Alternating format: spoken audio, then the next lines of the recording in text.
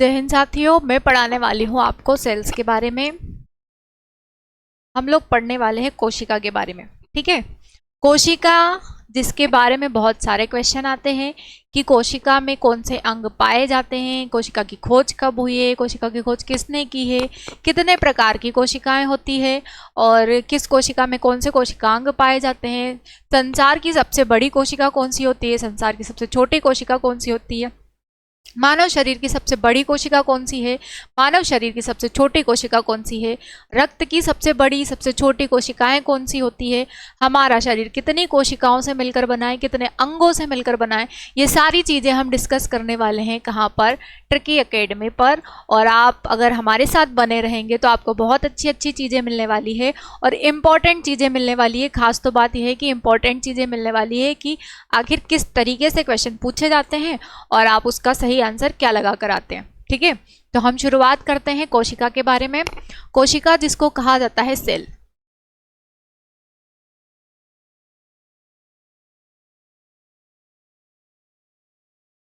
कोशिका जिसको क्या कहा जाता है? सेल कहा जाता है। सबसे पहले बात आती है कि कोशिका का अध्ययन क्या कहलाता है। कोशिका के अध्ययन को क्या कहा जाता है? तो कोशिका का अध्ययन या इसकी स्टडी जो है वो क्या कहलाती है? साइटोलॉजी। साइटोलॉजी, या आप हिंदी में इसको बोल सकते हैं कोशिका विज्ञान। कोशिका विज्ञान, कोशिका विज्ञान को ही क्या कहा जाता है? कोशिका का अध्ययन, या आप साइटोलॉजी भी बोल सकते हैं। ऑप्शन में आपको साइटोलॉजी ही मिलेगा। ठीक है, तो कोशिका क्या होती है, कोशिका का कार्य क्या होता है? तो हमारे शरीर की संरचनात्मक, कार्यात्मक और आधारभूत इकाई ही क्या होती है? कोशिका होती है। हमारे शरीर का निर्माण ही कहाँ से हुआ है? कोशिका के आधार पर ही हुआ है। अब आप बोलेंगे कोशिका के आधार पर कैसे होता है हमारे शरीर का निर्माण? तो देखिए, जब अंडाणु और शुक्राणु के मध्य में निषेचन की प्रक्रिया होती है, निषेचन की प्रक्रिया जो होती है महिलाओं के फिलोपियन ट्यूब में होती है। ठीक है, पुरुष के स्पर्म जो है महिला के ओवम के साथ मिल जाते हैं और महिला में ही क्या पाया जाता है? डिंब वाहिनी या फिलोपियन ट्यूब पाई जाती है और इसी फिलोपियन ट्यूब में क्या हो जाता है? फर्टिलाइजेशन की प्रोसेस हो जाती है, निषेचन की प्रक्रिया हो जाती है और निषेचन की प्रक्रिया होने के बाद में निर्माण होता है एक छोटे से अंडे का। ठीक है, जिसको क्या कहा जाता है? जिसको युग्मनज कहा जाता है, जायगोट कहा जाता है। यही जायगोट कम से कम 14 दिन के बाद, या आप ऐसा बोल सकते हैं कि 2 हफ्ते के बाद में किसका रूप ले लेता है? एक भ्रूण का, एक एम्ब्रियो का रूप ले लेता है। और वो भ्रूण कैसा दिखाई देता है? तो वो भ्रूण ऐसा दिखाई देता है, बिल्कुल छोटा सा, इस तरीके से उसका शेप होता है। ठीक है, इस तरीके से भ्रूण का निर्माण होता है, बहुत छोटा सा होता है ये। तो ये जब अंडा था तो अंडा क्या था? एक कोशिका ही थी ना। जब वो भ्रूण में बदला तब जाके उसमें जान आई, मतलब कि उसमें एक छोटे से अंश की उत्पत्ति हुई। तो सबसे पहले ये अंडा था, युग्मनज था, जायगोट के रूप में था। तो वही क्या थी? वही हमारे शरीर की कोशिका थी। अंडाणु भी एक कोशिका है, शुक्राणु भी एक कोशिका है और इन दोनों कोशिकाओं के मिलने से निर्माण हो गया था किसका? एक युग्मनज का, एक जायगोट का। ठीक है, तो यही हमारे शरीर की क्या होती है? आधारभूत, हमारे शरीर का बेस ही क्या था? कोशिका, ये जायगोट ही था। फिर धीरे धीरे ये भ्रूण की अवस्था में बदलता है, भ्रूण से धीरे धीरे करके इसमें से कुछ धड़ बनता है, हाथ बनते हैं, पैर बनते हैं। ठीक है, शरीर का निर्माण कैसे होता है? सिर, फिर धड़, फिर हाथ और फिर पैर। ये बाल विकास, मनोविज्ञान या मनोबाल विकास जिसको कहा जाता है, उसके अंतर्गत बताया गया है कि शरीर की उत्पत्ति किस तरीके से हुई है। सबसे पहले निर्माण होता है सिर का, फिर धड़ का, फिर हाथ का और फिर पैर का। इस तरीके से पूरे शरीर का निर्माण हो जाता है और निर्माण की आधारभूत इकाई किसको कहा जाता है? युग्मनज यानी कि जायगोट को कहा जाता है। ठीक है, इसीलिए कोशिका को क्या कहा गया? आधारभूत। अब ये पूरे शरीर का बना रही है ना, पूरे शरीर की संरचना कर रही है, इसीलिए इसको क्या कहा जाता है? संरचनात्मक इकाई। और कार्यात्मक इकाई, आप अपने हाथ पैर हिला रहे हो, आप अपनी गर्दन हिला रहे हो, पूरे शरीर को हिला रहे हो, तो ये इन सब पूरे शरीर में जितने भी अंग हैं अलग अलग कोशिकाओं से निर्मित है। आप आंखें में पलक झपका रहे हो तो आंखों में भी अलग कोशिकाएं होती है। आपका हृदय बीट कर रहा है, धड़क रहा है, तो इसमें भी अलग कोशिका है। तो जितने भी अंग हमारे काम करते हैं सभी अंगों में अपनी अपनी कोशिकाएं होती है। ठीक है, तो ये हमारी कार्यात्मक, संरचनात्मक और आधारभूत इकाई होती है क्या? कोशिका। इसीलिए इसको कहा जाता है ठीक है, क्या कहा जाता है? कार्यात्मक, संरचनात्मक और आधारभूत इकाई। चलिए आगे बढ़ते हैं हम।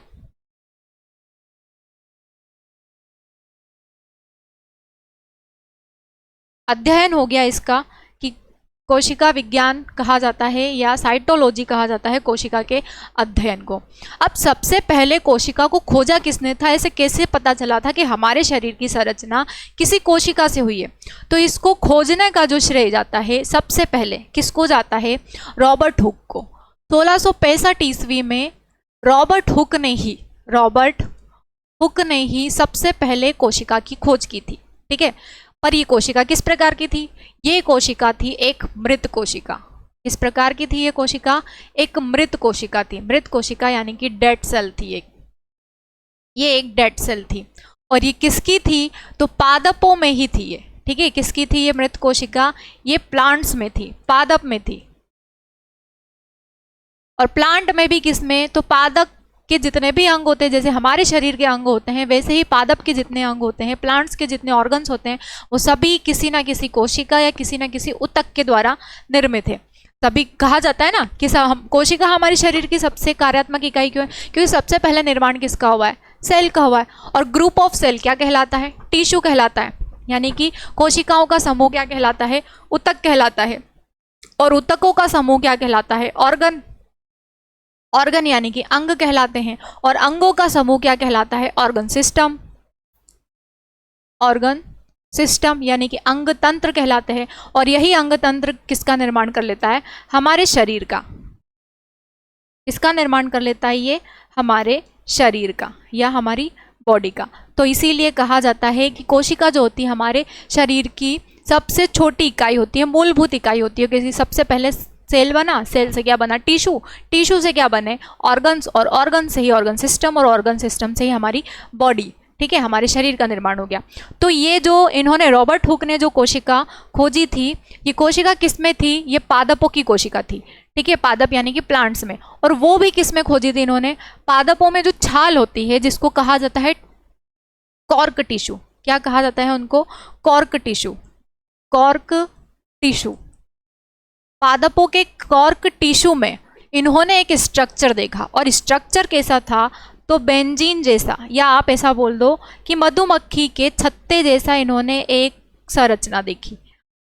तो इन्होंने देखा कि वो बहुत सारे हैं, एक नहीं है, बहुत सारे बने हुए हैं ऐसे,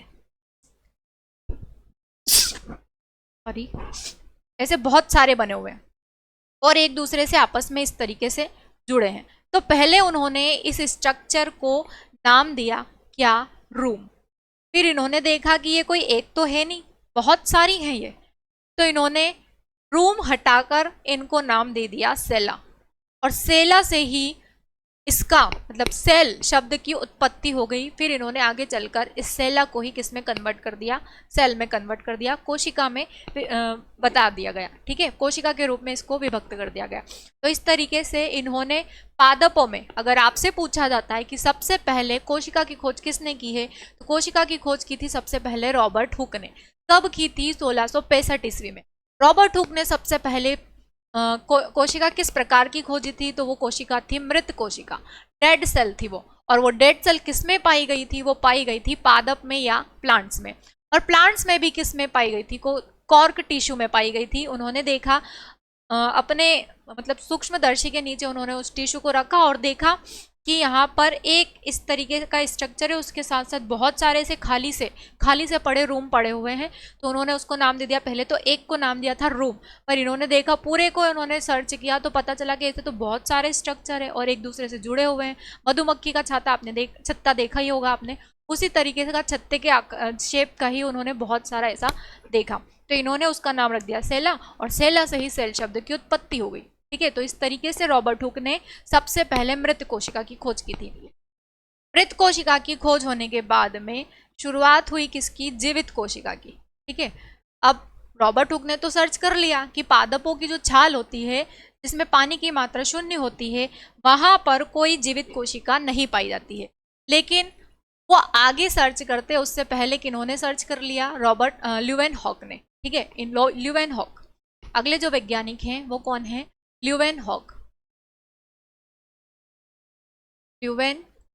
हॉक, या आप ऐसा बोल सकते हैं कि एंटोनी वॉन ल्यूवेनहॉक। ल्यूवेनहॉक ने 1674 ईस्वी में ही सबसे पहले जीवित कोशिका की खोज, ठीक है, इन्होंने सबसे पहले एक जीवित कोशिका की खोज, और ये जीवित कोशिका किसकी थी, तो एक बैक्टीरिया की थी। यहीं से पता चलता है कि इन्होंने एक जीवाणु यानी कि एक बैक्टीरिया की भी खोज की थी। सबसे पहले अगर बैक्टीरिया या जीवाणु की खोज भी हुई है तो वो किसके द्वारा हुई है, ल्यूवेनहॉक के द्वारा ही हुई है।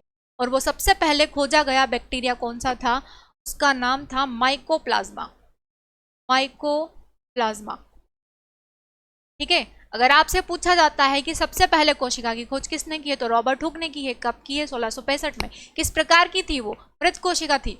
जीवित कोशिका की खोज किसने की है, ल्यूवेनहॉक ने की है। कब की है, 1674 ईस्वी में की है। और सबसे पहले इन्होंने जो कोशिका खोजी थी, जीवित कोशिका, वो कौन से प्रकार की थी, वो एक माइकोप्लाज्मा बैक्टीरिया की थी। कैसे की थी इन्होंने खोज, तो ये अपने गार्डन में प्लांटेशन कर रहे थे, बहुत सारे पौधे लगा रहे थे। तो पौधे लगाते समय मिट्टी इनके नाखूनों में चली गई। फिर इन्होंने सोचा कि ये मिट्टी मेरे नाखूनों में फंस गई है और निकल नहीं रही। इन्होंने बहुत कोशिश की, निकल नहीं पा रही थी वो। तो फिर इन्होंने सोचा कि ऐसा इस मिट्टी में क्या है जो ये निकल नहीं पा रही है नाखूनों में।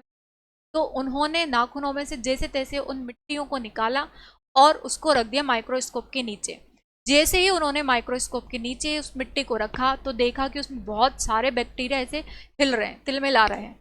तो उन्होंने सोचा कि ये क्या चीज़ हो गई है, नई चीज़ें देखने को मिल रही।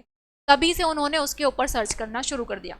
जब सर्च किया तब पता चला कि ये किसी जीवाणु की कोशिकाएं थी। और वो जो जीवाणु था वो कौन से प्रकार का था, माइकोप्लाज्मा जीवाणु था वो, ठीक है। कौन से प्रकार का था, माइकोप्लाज्मा। और यही सबसे पहले खोजा गया जीवाणु था। अगर आपसे पूछा जाता है कि जीवाणु की खोज सबसे पहले किसके द्वारा की गई है, तो आप क्या बताएंगे, एंटोनी वॉन ल्यूवेनहॉक। इनका पूरा नाम क्या है, एंटोनी वॉन ल्यूवेनहॉक। सबसे पहले जीवित कोशिका की खोज किसने की है, तो वो भी आप किसको बताओगे, एंटोनी वॉन ल्यूवेनहॉक ने, ठीक है। तो ल्यूवेनहॉक ने दो काम किए, जीवाणु की खोज की और सबसे पहले कौन सा जीवाणु खोजा, तो माइकोप्लाज्मा, और साथ में इन्होंने जीवित कोशिका की भी खोज की।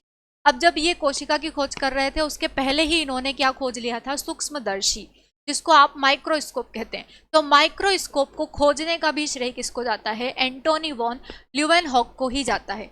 इसके साथ में इन्होंने आरबीसी की खोज की थी। आरबीसी जो हमारे रक्त की सबसे छोटी कोशिका होती है, उसकी खोज भी किसके द्वारा की गई है, ल्यूवेनहॉक के द्वारा की गई है।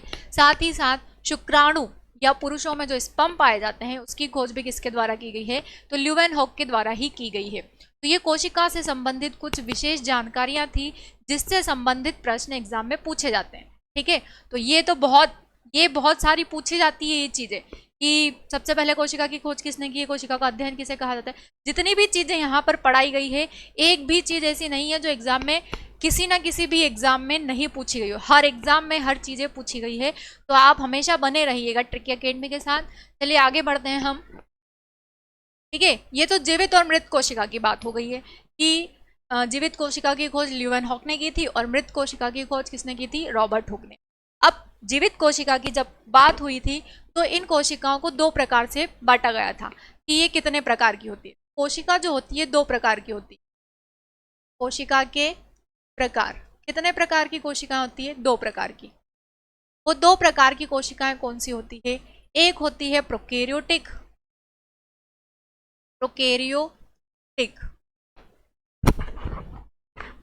एक होती है प्रोकैरियोटिक और दूसरी होती है यूकैरियोटिक।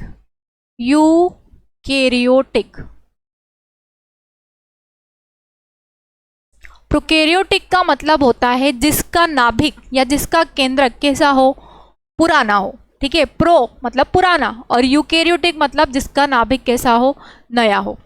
तो आप ऐसे सर देख सकते हैं इसमें कि जिसका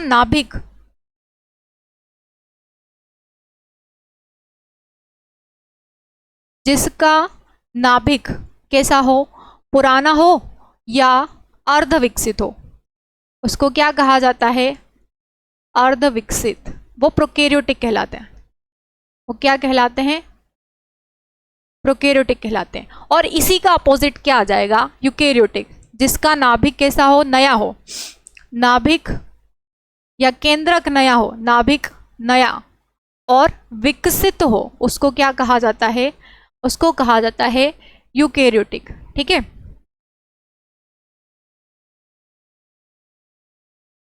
इसके साथ ही इसमें क्या पाए जाते हैं, कोशिकांग। क्या पाए जाते हैं इसमें, कोशिकांग पाए जाते हैं। इसमें यूकेरियोटिक में कोशिकांग पाए जाते हैं, लेकिन प्रोकैरियोटिक में कोशिकांग नहीं पाए जाते। अब देखें यहाँ पर नाभिक यानी कि केंद्रक ही पुराना है, तो क्या वो पूरे अंगों से विकसित होगा, नहीं होगा। इसीलिए यहाँ पर क्या होता है, कोशिकांग नहीं पाए जाते हैं। कोशिकांग सेल ऑर्गेनलीज को कहा जाता है। कोशिका के अंदर जितने भी अंग पाए जाते हैं उनको क्या कहा जाता है, कोशिकांग। कोशिकांग नहीं पाए जाते हैं। और इसमें क्या होते हैं, कोशिकांग पाए जाते हैं। ठीक है, इसमें क्या होते हैं, कोशिकांग पाए जाते हैं। अगली बात समझ में, जो इधर लिखा रहेगा उसी का अपोजिट क्या कहलाएगा, यूकेरियोटिक कोशिका कहलाएगा। कोशिकांग जैसे कि केंद्रक नहीं है, या है तो क्षतिपूर्ण है, पूर्ण विकसित नहीं है। केंद्रक में मतलब कोशिका के अंदर ही माइटोकॉन्ड्रिया होता है, राइबोसोम होता है, लाइसोसोम होता है, रिक्तिकाएं होती हैं, अंतःप्रदव्य जालिकाएं होती है, और वैक्यूल्स होते हैं। ये सब सारी चीजें जो कोशिका के अंदर पाए जाते हैं, वो सारे अंग कहाँ नहीं होते, प्रोकैरियोटिक जीवों में नहीं होते। इसीलिए ये किस में होते हैं, यूकेरियोटिक। प्रोकैरियोटिक वो होते हैं जिनका शरीर केवल एक कोशिका से बने हो या एक प्रकार की कोशिकाओं से बने हो, उनको क्या कहा जाता है, प्रोकैरियोटिक कहा जाता है। लेकिन जिनका शरीर बहुत सारी कोशिकाओं से मिलकर बना होता है, उन्हें क्या कहा जाता है, उन्हें यूकेरियोटिक कहा जाता है, या बहुकोशिकीय भी कहा जाता है। जैसे कि हम लोगों में आंखों में अलग कोशिकाएं, रक्त की अपनी अलग कोशिकाएं, आंखों की कोशिका अलग है, रक्त की अलग है, हड्डियों की अलग कोशिकाएं, ऐसे ही उपास्थ्यों की अलग कोशिकाएं, फेफड़े की अलग कोशिका है, किडनी की अलग कोशिका है, इसलिए बहुत सारी कोशिकाएं। तो हम क्या कहेंगे, हम बहुकोशिकीय हैं। ठीक है,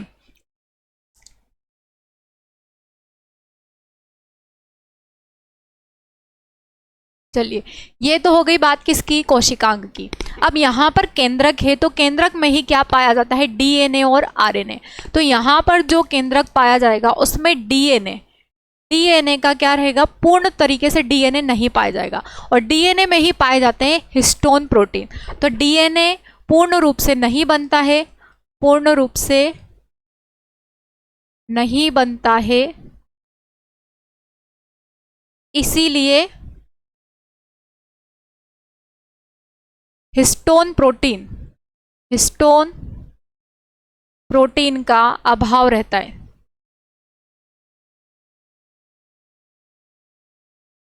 ठीक है, हिस्टोन प्रोटीन का अभाव रहता है, मतलब कि डीएनए पूर्ण रूप से नहीं बन पा रहा है, तो मतलब हिस्टोन प्रोटीन भी नहीं पाई जाएगा। लेकिन यहाँ पर डीएनए और आरएनए सभी बन जाते हैं, डीएनए भी होगा और आरएनए भी होगा और हिस्टोन प्रोटीन भी होगा।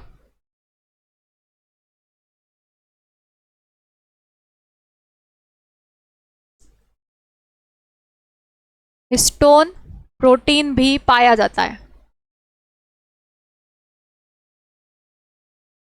ये बात हो गई किसकी, यूकेरियोटिक की। हमारे शरीर में जो आनुवांशिक लक्षणों को पहचानते हैं वो किसके द्वारा पहचाने जाते हैं, डीएनए और आरएनए के द्वारा। तो ये हमारे शरीर में पाए जाते हैं, तभी तो हमारे अंदर पहचान होती है। लेकिन प्रोकैरियोटिक जीवों में ये नहीं पाए जाते हैं, इसीलिए इनकी पहचान नहीं हो पाती है। अगला जो क्वेश्चन आए, अगला जो पॉइंट आएगा वो क्या आएगा, नेक्स्ट पॉइंट रहेगा वो क्या रहेगा, श्वसन। इनमें श्वसन के लिए क्या होता है, मीजोसोम। श्वसन के लिए क्या पाए जाते हैं, मीसोसोम पाए जाते हैं। और इनमें श्वसन के लिए क्या होता है, माइटोकॉन्ड्रिया। इनमें श्वसन के लिए माइटोकॉन्ड्रिया पाया जाता है। माइटोकॉन्ड्रिया जो है इंग्लिश नाम है, इसका हिंदी नाम क्या होता है, सूत्रकणिका। सूत्रकणिकाएं पाई जाती है। ठीक है, श्वसन के लिए क्या पाई जाती है, सूत्रकणिकाएं पाई जाती है। उसके बाद में क्या बात आती है कि इसके उदाहरण क्या हो सकते हैं, प्रोकैरियोटिक जीव के उदाहरण क्या हो सकते हैं। तो प्रोकैरियोटिक में उदाहरण के रूप में आप किस किस को ले सकते हो, अमीबा को ले सकते हो, अमीबा। ठीक है, ये एक कोशिकीय में आता है। अमीबा नहीं तो आप किसको लेंगे, अमीबा एक कोशिकी में आ जाएगा। एक कोशिकी जीवों के आधार पर अगर कोशिका को विभाजित किया जाता है तो एक कोशिकी और बहुकोशिकी होती है, और एक कोशिकी में आता है क्या, अमीबा। पर यहाँ पर बात किसकी चल रही है, प्रोकैरियोटिक और यूकैरियोटिक, इसीलिए जीवाणु आएगा सबसे पहले इसमें, जीवाणु और नील हरित शैवाल। नील हरित शैवाल, नील हरित शैवाल को ही कहा जाता है साइनोबैक्टीरिया। साइनोबैक्टीरिया, ठीक है। तो ये किसके उदाहरण हो गए, प्रोकैरियोटिक के, कि जितने भी प्रकार के जीवाणु होते हैं, बैक्टीरिया होते हैं वो, या नील हरित शैवाल होते हैं, वो किसके अंतर्गत आते हैं, प्रोकैरियोटिक, क्योंकि उनमें केंद्रक जो होता है पूर्ण रूप से विकसित नहीं होता है, अभाव होता है डीएनए का, हिस्टोन प्रोटीन का, साथ ही साथ कोशिकांगों का भी अभाव होता है। और इसमें क्या पाया जाता है, श्वसन के लिए इसमें मीसोसोम होते हैं, ठीक है। ये डायरेक्ट माइटोकॉन्ड्रिया से श्वसन नहीं करते। इधर उदाहरण के लिए क्या आ सकते हैं, इसमें विषाणु, सभी प्रकार के विषाणु और जीवाणु के को छोड़कर सभी आएगा, ठीक है। पादप, जंतु, शैवाल और कवक, ये सभी किसके अंतर्गत आते हैं, यूकैरियोटिक जीवों के अंतर्गत आते हैं। इन्हीं में सब में क्या पाया जाता है, ये सारी चीजें पाई जाती है, तो ये सब क्या कहलाते हैं, यूकैरियोटिक जीव कहलाते हैं, ठीक है। तो कोशिका के कितने प्रकार हो गए, दो प्रकार की कोशिका हो गई, प्रोकैरियोटिक और यूकैरियोटिक। प्रोकैरियोटिक कोशिका उन्हें कहा जाता है जिसका केंद्रक पुराना होता है, पूर्ण रूप से विकसित नहीं होता है, क्षतिपूर्ण होता है, जिसमें कोशिकांग नहीं पाए जाते हैं, जिसमें डीएनए हिस्टोन प्रोटीन का अभाव होता है, वो क्या कहलाते हैं, वो कहलाते हैं क्या, प्रोकैरियोटिक। और जिसमें ये सारी चीज़ें पाई जाती है वो क्या कहलाते हैं, यूकैरियोटिक। जैसे कि हम लोग, हमारे अंदर बहुत सारी चीज़ें हैं, बहुत सारी चीज़ें हम कर पाते हैं, तो वो किसके कारण, हमारी यूकैरियोटिक कोशिका के कारण। और हमारा जीवन काल भी लंबा होता है, लेकिन प्रोकैरियोटिक जीवों का जीवन काल ज़्यादा लंबा नहीं होता है, बहुत कम समय में नष्ट हो जाते हैं, ठीक है। तो ये हो गए कोशिका के प्रकार। लेकिन अगर आपसे पूछे कि जीवों के आधार पर कोशिका कितने प्रकार की होती है, तो जीवों के आधार पर, जीवों के आधार पर कोशिका के प्रकार, जीवों के आधार पर कोशिका के प्रकार, ये दो प्रकार के होते हैं, ठीक है। एक होता है एक कोशिकीय, एक कोशिकीय, और दूसरा होता है बहुकोशिकीय। बहुकोशिकीय, ठीक है। इसको कहेंगे यूनिसेलुलर और उसको कहेंगे मल्टीसेलुलर। क्या है, यूनिसेलुलर और ये मल्टीसेलुलर, ठीक है। जब शरीर किसी एक प्रकार की कोशिका या एक ही कोशिका से निर्मित होता है तो उसको एक कोशिकी कहा जाता है, और जिसमें शरीर बहुत सारी कोशिकाओं से निर्मित होता है तो उसको बहुकोशिकीय कहलाते हैं, ठीक है। जैसे कि इधर उदाहरण के लिए क्या हो सकते हैं, अमीबा, पैरामीशियम, युगलिना, ये सब क्या है, एक कोशिकीय जीव के अंतर्गत आते हैं। जीवाणु और साइनो जीवाणु, जिनको साइनोबैक्टीरिया कहा जाता है, साइनो जीवाणु, ये सभी क्या है, ये एक कोशिकीय में। लेकिन बहुकोशिकीय में क्या आएगा, बहुकोशिकीय उदाहरण हम हैं पादप, प्लांट्स में बहुत सारी कोशिकाएं होती है। जंतु, जंतु यानी कि हम लोग, हमारे अंदर भी बहुत सारी कोशिकाएं होती है। शैवाल, जो अलग प्रकार के शैवाल होते हैं नील हरित शैवाल को छोड़कर। कवक, जितने भी प्रकार के कवक होते हैं सभी में अपनी अपनी कोशिकाएं होती हैं, तो ये सभी बहुकोशिकीय कहलाते हैं। तो ये जीवों के आधार पर कोशिका के प्रकार हो गए हैं। अब मैं आपको बताने जा रही हूँ बहुत इंपॉर्टेंट चीज़ें जिनमें से क्वेश्चन आते हैं, जैसे कि संसार की सबसे बड़ी कोशिका कौन सी है, सबसे छोटी कोशिका कौन सी है, हमारे शरीर की सबसे बड़ी कोशिका कौन सी है, सबसे छोटी कोशिका कौन सी है, ये सारी चीज़ें हम आप नोट करने वाले हैं, ठीक है। तो चलिए आगे बढ़ते हैं। संसार की सबसे बड़ी कोशिका, संसार की सबसे बड़ी कोशिका, ये क्वेश्चन बहुत पूछे जाते हैं, कौन सी होती है वो आपको मैं बताती हूं अभी। अगला है संसार की सबसे छोटी कोशिका, संसार की सबसे छोटी कोशिका, ठीक है। अगला है शरीर की सबसे बड़ी कोशिका, शरीर की सबसे बड़ी कोशिका, शरीर की सबसे छोटी कोशिका,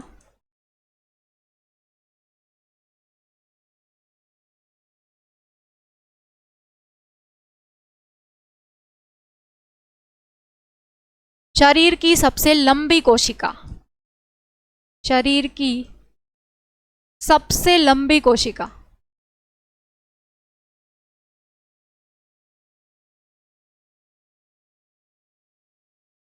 उसके बाद है रक्त की सबसे छोटी कोशिका,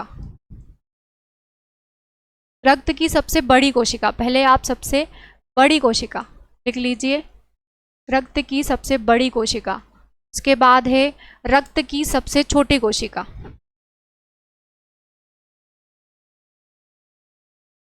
रक्त की सबसे छोटी कोशिका,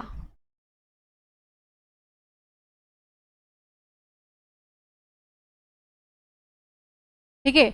इनमें से क्वेश्चन बहुत आते हैं कि बताइए संसार की सबसे बड़ी कोशिका कौन सी है, संसार की सबसे छोटी कोशिका कौन सी है, हमारे शरीर की सबसे बड़ी कोशिका कौन सी है, सबसे छोटी कोशिका कौन सी है, या फिर रक्त की सबसे बड़ी कोशिका कौन सी है और सबसे छोटी कोशिका कौन सी है, या अगर सबसे बड़ी कोशिका है तो उसमें सबसे बड़ी और सबसे छोटी कोशिका कौन सी है, ये भी पूछे जाते हैं। तो देखिए संसार की सबसे बड़ी कोशिका जो होती है वो होती है शुतुरमुर्ग का अंडा।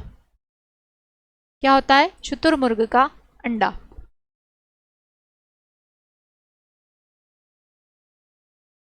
शुतुरमुर्ग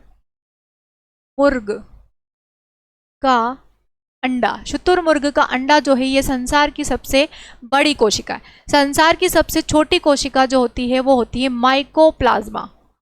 माइकोप्लाज्मा जो किसकी है? एक जीवाणु की कोशिका है, ठीक है। संसार की सबसे छोटी कोशिका कौन सी है? माइकोप्लाज्मा जो कि एक जीवाणु की है। शरीर की सबसे बड़ी कोशिका होती है अंडाणु। अंडाणु जिसको ओवम भी कहा जाता है। ओवम ये किस में पाई जाती है? ये महिला में पाई जाती है, ठीक है। और शरीर की सबसे छोटी कोशिका होती है शुक्राणु। शुक्राणु जिसको क्या कहा जाता है? स्पर्म। स्पर्म जो पुरुष में पाए जाते हैं, ठीक है। अगला है शरीर की सबसे लंबी कोशिका। शरीर की सबसे लंबी कोशिका होती है तंत्रिका कोशिका। तंत्रिका कोशिका जिसको न्यूरॉन या नर्व कोशिका भी कहते हैं, ठीक है। नर्व कोशिका भी कहा जाता है। उसके बाद है रक्त की सबसे बड़ी कोशिका। रक्त की सबसे बड़ी कोशिका होती है WBC, व्हाइट ब्लड सेल्स, श्वेत रुधिर कणिकाएं या श्वेत रक्त कणिकाएं। और रक्त की सबसे छोटी कोशिका होती है RBC, ठीक है, रेड ब्लड सेल्स या लाल रुधिर कणिकाएं। अगर आपसे पूछे कि WBC में सबसे बड़ी और सबसे छोटी कौन सी है, तो WBC में भी सबसे बड़ी और सबसे छोटी कोशिकाएं होती है। बताती हूं मैं आपको वो कौन सी होती है। WBC में बड़ी जो होती है वो होती है मोनोसाइट। मोनोसाइट। और जो छोटी होती है वो होती है लिम्फोसाइट।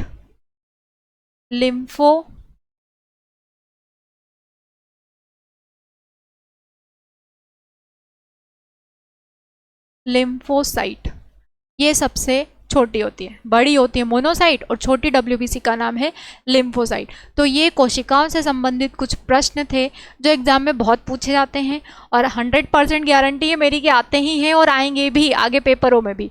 और इसी से रिलेटेड कुछ और भी कोशिकाएं हैं कि बताइए मस्तिष्क की कोशिका का नाम बताइए, हड्डियों की कोशिका का नाम बताइए, फेफड़े की कोशिका का नाम बताइए। तो कोशिका से संबंधित जितने भी प्रश्न हैं हम सब के सब करने वाले हैं। पर आज की वीडियो के लिए इतना ही सफिशिएंट है क्योंकि रात बहुत हो चुकी है और आपको और भी चीज़ें पढ़नी है। तो आज के लिए इतना ही।